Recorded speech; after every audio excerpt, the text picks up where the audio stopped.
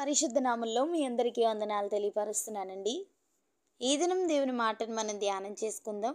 పరిశుద్ధ గ్రంథంలో నుండి ఎహెజ్కేలు 36వ అధ్యాయము 9వ వచనం. నేను మీ పక్షముననున్నాను, నేను మీ తట్టు తిరగగా మీరు దున్నబడి విత్తబడుదురు. హల్లెలూయా. దేవుడు మనకిస్తున్నటువంటి మాట మీరు విత్తబడుదురు అని.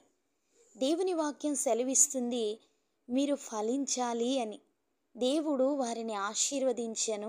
ఎట్లనగా మీరు ఫలించి అభివృద్ధి పొంది విస్తరించి భూమిని నిండించి దానిని లోపరుచుకొనుడి అని ఆదికాండము 1వ అధ్యాయము 28వ వచనములో దేవుని ఆశీర్వాదము దీవెన మానవునికి అనుమతించబడ్డాయి.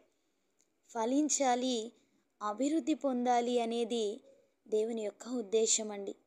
యోహాను సువార్త 15వ అధ్యాయము 2వ వచనంలో ఆయనలో ఫలించే ప్రతి తీగెను మరి ఎక్కువగా ఫలింపచేస్తాను అని దేవుడు వాగ్దానం చేశారు. మనము ఎలాంటి స్థితిలో ఉన్నా, పరిస్థితులు ఏవైనా దేవుడు మన పక్షాన ఉంటే మనం ఆ స్థితి నుండి లేవనెత్తబడతాం. పరిపూర్ణంగా ప్రభువుని విశ్వసించగలిగే అనుభవంలోనికి మనం రావాలి.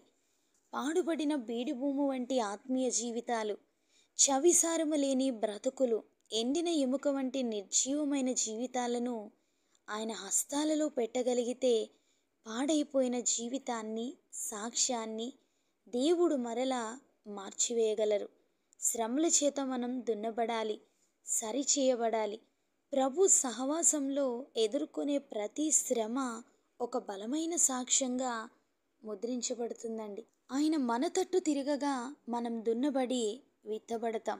ఆ విత్తబడ్డ దేవుని మాటలు మనల్ని ఫలింపులోనికి, అభివృద్ధిలోనికి నడిపిస్తాయి. శ్రమలతో అలసిపోతున్నారా? ఏంటి ఈ బ్రతుకనే నిరుత్సాహం? మీ నిట్టూర్పులు వింటున్న దేవునికి మిమ్మల్ని మీరు ఆయన చిత్తానికి సమర్పించుకోగలిగితే అద్భుతాలు దేవుడు మన జీవితంలో జరిగిస్తారు. విత్తువాడు విత్తుచుండగా కొన్ని విత్తనములు త్రోవ పక్కన పడినవైతే కొన్ని విత్తనాలు రాతి నేలను పడ్డాయి. మరికొన్ని ముండ్ల పొదలో పడినవి.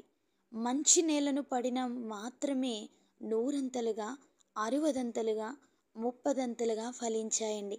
మనం మంచి నేలను పడిన విత్తనాలను పోలి ఫలించుటకు ఆత్మీయ జీవితంలో ప్రయాసపడాలి. లోక జీవితంలో బాధ్యతలలో ఎంత ఖచ్చితంగా మనం బాధ్యత కలిగి ఉంటామో ఆత్మీయ జీవితంలో కూడా అంత శ్రద్ధ కలిగి ఆత్మ విషయమై బలము కలిగి జీవించాలి. దేవుని కార్యాల పట్ల వాక్యానికి అవిధేయులై జీవిస్తున్నట్లయితే దేవుడు ఈ మాటల ద్వారా మనల్ని దర్శిస్తుండగా ఆయన వైపు మనము తిరిగితే మనకు వెలుగు కలుగుతుంది. ఎండిన ఆత్మీయ స్థితిలో నుండి ఫలించే అనుభవంలోనికి నడిపించుటకు పరిశుద్ధాత్మ దేవుడు మనందరికీ సహాయం చేయనుగాక. ఆమేన్.